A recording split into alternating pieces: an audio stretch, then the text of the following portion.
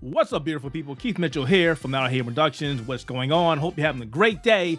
And if you haven't known by now, by listening to my podcast or seeing me on Twitter or various places on the internet, I am in love with Square Enix and People Can Fly's recent release, Outriders. This game fills my need of Diablo and games like Division and Destiny and Gears of War and Remnant from the Ashes. And yes, this game is similar to all those games, but it does its own thing. It has its own unique spin, which makes the game so enjoyable. Now, if you're like me, you've been playing the game ever since it launched, and you've had a lot of complaints about servers crashing, the game crashing when you're playing it. Some people have had their entire inventories removed because of a bug, having issues trying to get multiplayer games. There's been a lot of concerns with this game right now, and I'm happy to see that People Can Fly have been on top of it since day one. They've been very transparent.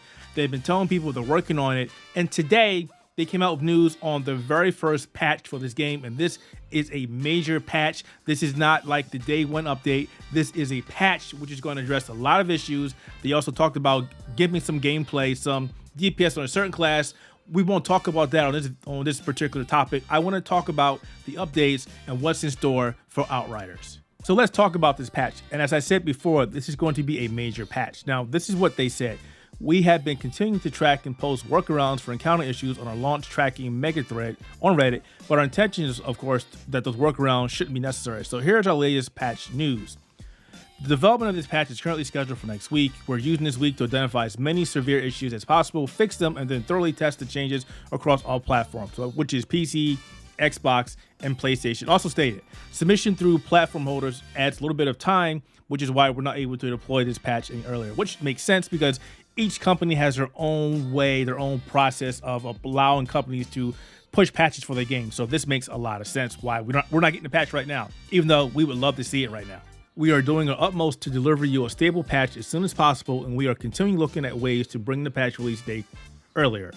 This is why we're not yet committing to a patch release date, as we may still be able to release the patch before such a date. We will let you know as soon as we have confirmed release date schedule, so please do keep your eye on our social channels, in particular our Twitter, which everybody should be checking out anyway if you're playing this game, because they're always putting out updates regarding the servers or random things. So definitely check out the Outriders official Twitter if you're not already doing so. In terms of this patch, again, this will be for PC and console. They're not talking about the stated version right now. So I'm going to run through everything that they said is going to be included in this first patch. So once platforms have been updated to the same patch version, crossplay across platforms will become viable again. Now, there's a problem right now between crossplay on console and PC. I thought somebody said they may have disabled it. I can't confirm that because all of my gameplay sessions have been very terrible, to be honest with you. So hopefully this does fix it. Overall stability improvements for matchmaking service, no explanation there. That makes sense. They're going to work on crashes as well. We'll fix a multiplayer crash that could result in client players having their inventory wiped. This is a big issue. There's a lot of people on Reddit, I think over 50 people so far that I've seen, that have had this issue happen to them. And a lot of people were assuming this was due to some kind of a multiplayer bug, and they have confirmed this. They will fix the crash when completing a bad day side quest. That has been an issue of contention for a lot of people. We will fix the crash that occurs in no man's land when your language is set to Spanish. Not sure how or what's happening there. I don't have that issue because my game is set to English. We will fix the crash on launch issues. Thank God. That happens so many times. I play on the PC version. When I start the game and I get ready to play the game, then I'm like, my game's frozen, and I tab out, and there's that beautiful Unreal Engine crash saying, oh, hey, the game crashed. Do you want to restart? So that was very frustrating for me. So I'm glad to see that that is being addressed as well. We'll include many more random crash fixes. We are confident these fixes will address the majority of crashes reported, as there are only a handful of root causes, but the crashes they generate appear in a number of places. We will fix the HUD disappearing in certain cases. I've seen people complain about this. I haven't experienced that myself. We will fix bugs that interfere with players respawning in multiplayer expeditions. Please fix that. That is a pain in the butt. We will fix bugs with players getting stuck on geometry, including using gravity leap or falling out of the world. Now, I did a video of this a couple weeks ago, like maybe a couple days ago, where I was in a mission and I rolled, and all of a sudden I got catapulted up into the sky, and then I got stuck behind the gameplay box. That was very interesting, and I did send it to them saying, hey, is this supposed to happen? Search for that on YouTube. You'll see it. It's kind of funny, and hopefully that doesn't happen again, because it's terrible if you're playing and you get stuck and there's nothing you can do but exit out to the lobby. We'll change default matchmaking from open to closed. Thank you. I don't know how many times I've started playing a game and then I come back and there's people sitting in my game. No, I don't like that. Every time you set it to friends or closed and you restart the game, or the game crashes and you restart the game, it goes right back to open. I've said this to them many times. This is a bad idea. Please change that to closed. So glad to see they're changing it.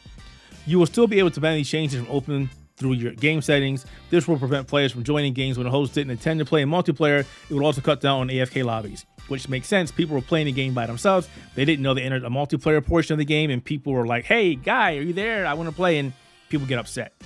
This will also help improve matchmaking games, as the queues were less likely to be overwhelmed by the sheer volume of constant matchmaking requests generated by open games. Another idea would be just put a game browser in so people can go to the list of everybody who's playing. It'll also show you your connection, and you can go from there. I don't know why People Can Fly have not implemented this, but I think that is the overall solution. What they're doing is great, but for me to be able to go through a list and see everybody who's playing, Run That From the Ashes does this well, and I think they should actually copy that. It gives you a gameplay browser that lets you see everybody who's playing, their connection strength, what level they're on, vice versa. I don't like the fact that when I start a game or when I try to join random people's games for an expedition and it places me in a random expedition. I mean, that's great and all, but what if I'm trying to farm a certain one, or maybe I find one easier than another one? A browser would make that a lot easier. So hopefully People Can Fly will implement that later down the road. They also said many other minor fixes and improvements. They haven't said what, but at least other things that we haven't seen, or maybe I haven't seen, are being looked into, which is great. Moving over to the PC front specifically, they will fix a performance issue where the GPU is not fully utilized. This should help with the stuttering in DX11 and 12 issues. Now, there's been a lot of us posting a lot of workarounds on how to fix this, from adding the game as an exclusion to your antivirus, to not playing DirectX 12, to a manner of different things. And some have worked, some haven't, but it's good to see that they're actually addressing this issue. Now, I can't say anything about AMD cards because I don't own any AMD cards. I have a NVIDIA RTX 2080 Ti and a 3090, and those cards stutter, and those are some of the more powerful cards out there. They should not be having this issue. So, yeah, thank you for finally addressing this. And I shouldn't say finally, because they have been, again, addressing a lot of issues on a daily basis for this game. They've been on top of it, as I mentioned before. So I'm glad to see that they are being more transparent with these fixes, these bug updates, and hopefully we'll see this patch by next week. For those who were affected by the bug that wiped their inventory, they did also make a mention that they are working on this one. However, restorations are going to be slow and they will be a one-time thing. They don't have an exact date, but they are working on this, and we should see something in the upcoming weeks. Now, that is disappointing. I understand why it's taking so long. However, people who have lost their characters, who put in hours of time to build their characters and gain weapons and gear, only to lose them, that's kind of frustrating on their part because they can't play a game that they overall enjoy. I've got about 86 hours in Outriders alone on the PC version, and if I lost my character and everything that I had, I'd be highly upset. So at the very least, I'm glad to see that they are working on this one, but it also is frustrating to see that this could take weeks for people to get their stuff back. Now, they do go on to say that they will not be able to restore everything. They will restore your epics and legendaries, but if you have blue gear, you may not get that back. Restoration should be added to your inventory. It will not replace your current inventory. So that's good if you got stuff and you're kind of worried that restoration will wipe out your existing character stuff. It won't happen. It'll add to it. So that's good news. Though, you kind of wish that something like this never happened in the first place. But at the very least, they are working on getting this resolved. Again, it's going to take a while to happen. So some people probably have already moved on from the game or started making a new character and have already gotten past where they lost their old character. Wrapping it all up, Square Enix and People Can Fly want to thank everybody who's played the game so far, everybody who's went through the troubles with them, everybody who's stuck with the game, and they're going to give you what they're calling an Outriders Community Appreciation Package. Now, I would love one of those swag packages that you send out to everybody. If I get one of those, that'd be awesome. But what they are doing is called the Outriders Community Appreciation Package. Now, this is what they said.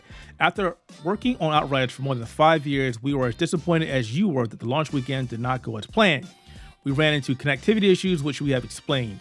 Throughout all this, we are very appreciative of your messages of support and encouragement, and they helped us power through and improve the situation. We would like to thank each and every one of you. Beyond just saying it, however, we would like to confirm that we are working on a small appreciation package for our launch window players. We are still working on the exact details, but for now, our intentions are as follows.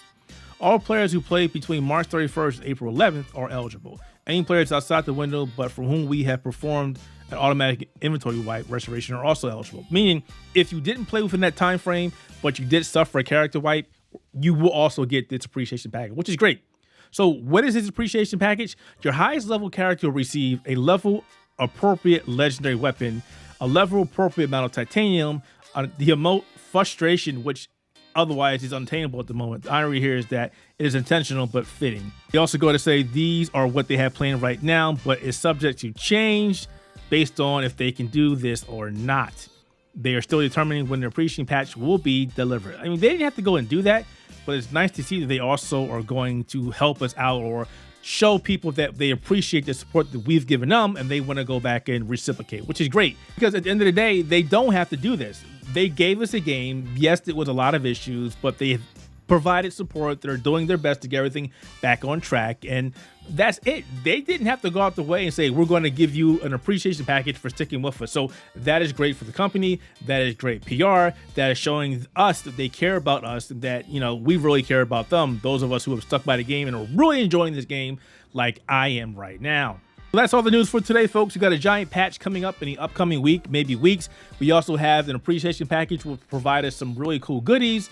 And that is all from the Outriders team. As always, if you enjoyed the content, you liked the video, be sure to like, leave a comment below about the video, and subscribe to our channel. Thanks for watching.